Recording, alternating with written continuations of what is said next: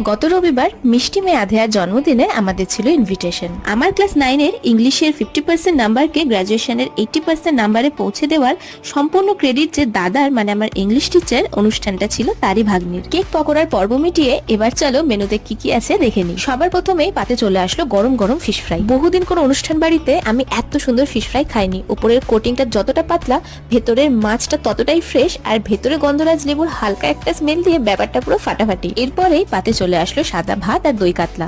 সত্যি কথা বলতে মেনুর অ্যারেঞ্জমেন্টটা এত সুন্দর ছিল, শর্ট সিম্পল কিন্তু ভীষণ ইউনিক। এই দেখো, তোমাদের সাথে কথা বলতে বলতে দিয়ে গেল ঝরঝরে পোলাও, তার সাথে গরম গরম মাটন কষা। একদম নরম তুলতুলে মাটন, তার সাথে ঝরঝরে পোলাও, কম্বিনেশনটা আশা করি তোমরা বুঝতেই পারছো।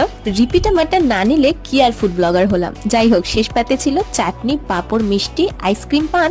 আরে দাঁড়াও দাঁড়াও, তার সাথে রিটার্ন গিফটটাও দেখে নাও, খুব সুন্দর একটা গাছ আর পেন। এই ছিল আজকের ভিডিও। ভালো লাগলো অবশ্যই